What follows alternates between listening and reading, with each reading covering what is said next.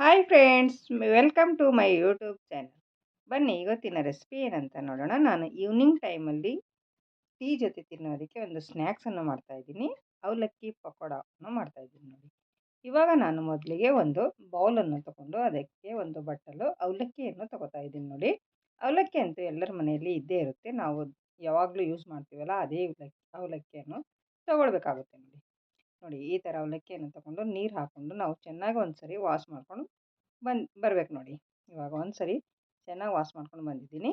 ಮತ್ತು ನಾನು ಇದಕ್ಕೆ ಇವಾಗ ಒಂದು ಸ್ವಲ್ಪ ನೀರನ್ನು ಹಾಕಿಕೊಂಡು ಒಂದು ಸರಿ ನಾನು ಒಂದು ಸ್ಪೂನಿನಿಂದ ನಾನು ಒಂದು ಸರಿ ಮಿಕ್ಸ್ ಮಾಡಿ ಇದನ್ನು ನಾನು ಒಂದು 10 ನಿಮಿಷ ನೆನೆಯಲು ಬಿಟ್ಬಿಡ್ತೀನಿ ನೋಡಿ. ಇವಾಗ ನೋಡಿ, 10 ನಿಮಿಷ ನೆನೆಯಲು ಒಂದು ಡಕ್ಕನವನ್ನು ಮುಚ್ಚಿ ಬಿಟ್ಬಿಡೋಣ. 10 ನಿಮಿಷ ಆದಮೇಲೆ ತೆಗೆದು ನೋಡಿ, ಚೆನ್ನಾಗಿ ಫುಲ್ ನೆಂದು ಹೋಗುತ್ತೆ ನೋಡಿ. ನೋಡಿ ಎಷ್ಟೊಂದು ಸಾಫ್ಟ್ ಆಗಿದೆ, ಪೂರ ಫುಲ್ ನೀರೆಲ್ಲ ಹೀರ್ಕೊಂಡಿದೆ ನೋಡಿ. ಎಷ್ಟೊಂದು ಚೆನ್ನಾಗಿ ಸ್ಮೂತಾಗಿ ಬಂದಿದೆ ನೋಡಿ. ಇವಾಗ ಒಂದು ಮಿಕ್ಸಿ ಜಾರನ್ನು ತಗೊಂಡು ನಾವು ಅವಲಕ್ಕಿಯನ್ನು ಚೆನ್ನಾಗಿ ಹಿಂಡಿ ಹಾಕ್ಕೊಳ್ಬೇಕು ನೋಡಿ. ಅದರಲ್ಲಿ ನೀರಿರಬಾರ್ದು, ಚೆನ್ನಾಗಿ ನಾವು ಹಿಂಡಿ ಹಾಕೊಳ್ಳೋಣ. ಈ ನೆನೆಸಿಟ್ಟಿಕೊಂಡಿರುವ ಅವಲಕ್ಕಿಯನ್ನು ನಾವು ಒಂದು ಮಿಕ್ಸಿ ಜಾರಿಗೆ ಹಾಕ್ಕೊಂಡು ಅದಕ್ಕೆ ನಾನು ಒಂದು ಬಟ್ಟಲು ಮೈದಾ ಹಿಟ್ಟನ್ನು ಹಾಕೋತಾ ಇದ್ದೀನಿ. ಮತ್ತು ಅರ್ಧ ಬಟ್ಟಲು ಮೊಸರನ್ನು ಹಾಕೋತಾ ಇದ್ದೀನಿ ನೋಡಿ. ಅದಕ್ಕೆ ಒಂದು ಸ್ವಲ್ಪ ನೀರನ್ನು ಹಾಕ್ಕೊಂಡು ಒಂದು ಸ್ವಲ್ಪ ನೀರನ್ನು ಕೂಡ ಹಾಕೋತಾ ಇದ್ದೀನಿ ನೋಡಿ.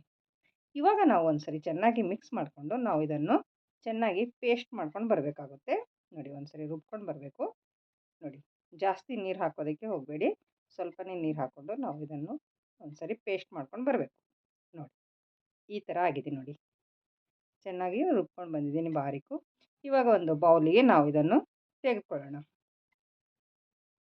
ರುಬ್ಬಿರುವ ಈ ಅವಲಕ್ಕಿ ಪೇಸ್ಟನ್ನು ನಾವು ಒಂದು ಬೌಲಿಗೆ ತೆಗೆದುಕೊಳ್ಬೇಕು ನೋಡಿ. ಇವಾಗ ನಾವು ಒಂದು ಕೈಯಿಂದ ಈ ಥರ ನಾವು ಚೆನ್ನಾಗಿ ಮಿಕ್ಸ್ ಮಾಡ್ಕೊಳ್ಬೇಕು. ಇದು ತುಂಬಾ ಚೆನ್ನಾಗಿ ಬೀಟ್ ಆಗ್ತದೆ, ಉಬ್ಬಿ ಬರುತ್ತೆ. ಈ ಥರ ಮಾಡುವುದರಿಂದ ಈ ಹಿಟ್ಟನ್ನು ಚೆನ್ನಾಗಿ ಉಬ್ಬಿ ಬರುತ್ತೆ. ಪಕೋಡ ಕೂಡ ತುಂಬಾ ಕ್ರಿಸ್ಪಿಯಾಗಿ ಬರುತ್ತವೆ ಈ ರೀತಿ ಮಾಡುವುದರಿಂದ. ಈ ಥರ ಚೆನ್ನಾಗಿ ಒಂದು 5 ನಿಮಿಷದವರೆಗೆ ನಾವು ಚೆನ್ನಾಗಿ ಕೈ ಆಡಿಸ್ತಾನೆ ಇರಬೇಕು ನೋಡಿ. ಇವಾಗ ನಾನು ಚೆನ್ನಾಗಿ ಒಂದು 5 ನಿಮಿಷದವರೆಗೆ ಕೈ ಆಡಿಸ್ತಾ ಇದ್ದೀನಿ ನೋಡಿ. ನೋಡಿ ಇವಾಗ ಚೆನ್ನಾಗಿ ಇದು ಬೀಟ್ ಆಗಿದೆ. ಇವಾಗ ನಾವು ಇದಕ್ಕೆ ಒಂದು ಉಳ್ಳಾಗಡ್ಡೆಯನ್ನು ಕಟ್ ಮಾಡಿಕೊಂಡು ಹಾಕೋತಾ ಇದ್ದೀನಿ. ಮತ್ತು ಒಂದು ಹಸಿಮೆಣಸಿನಕಾಯನ್ನು ಒಂದು 3ರಿಂದ 4 ಕಟ್ ಮಾಡಿಕೊಂಡು ಹಾಕೋತಾ ಇದ್ದೀನಿ. ಒಂದು ಸ್ವಲ್ಪ ಕರಿಪತ್ತ ಕೂಡ ಕಟ್ ಮಾಡ್ಕೊಂಡು ಹಾಕಿದ್ದೀನಿ. ಕೊತ್ತಂಬರಿ ಸೊಪ್ಪು ಕೂಡ ಒಂದು ಸ್ವಲ್ಪ ಕಟ್ ಮಾಡಿಕೊಂಡು ಹಾಕಿದ್ದೀನಿ ನೋಡಿ. ಇವಾಗ ನಾವು ರುಚಿಗೆ ತಕ್ಕಷ್ಟು ಉಪ್ಪನ್ನು ಸೇರಿಸ್ತಾ ಇದ್ದೀನಿ. ಮತ್ತು ಒಂದು ಸ್ವಲ್ಪ ನಾನು ಜೀರಿಗೆಯನ್ನು ಹಾಕೋತಾ ಇದ್ದೀನಿ ನೋಡಿ. ಮತ್ತು ಒಂದು ಸ್ವಲ್ಪ ಗರಂ ಮಸಾಲವನ್ನು ಕೂಡ ಹಾಕಿದ್ದೀನಿ. ಮತ್ತು ಒಂದು ಸ್ವಲ್ಪ ನಾನು ಇಲ್ಲಿ ಅಡುಗೆ ಸೋಡಾವನ್ನು ಹಾಕೋತಾ ಇದ್ದೀನಿ. ಅಡುಗೆ ಸೋಡಾ ಹಾಕಿದ ಮೇಲೆ ನಾವು ಒಂದು ಸ್ವಲ್ಪ ಕರಿಮೆಣಸನ್ನು ಒಂದು ಸ್ವಲ್ಪ ದಪ್ಪ ದಪ್ಪ ಕುಟ್ಕೊಂಡು ಹಾಕಬೇಕು. ಮತ್ತು ಒಂದು ಇಂಚು ಶುಂಠಿಯನ್ನು ಕೂಡ ನಾವು ಈ ಥರ ತುರಿದು ಇದಕ್ಕೆ ಹಾಕ್ಕೊಳ್ಬೇಕಾಗುತ್ತೆ ನೋಡಿ.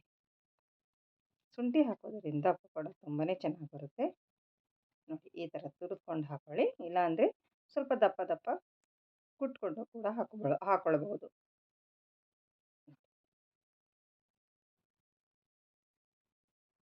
ಎಲ್ಲ ಮಸಾಲವನ್ನು ಹಾಕಿದ ಮೇಲೆ ನಾವು ಇವಾಗ ಇದನ್ನು ಚೆನ್ನಾಗಿ ಮಿಕ್ಸ್ ಮಾಡ್ಕೊಳ್ಬೇಕು ನೋಡಿ.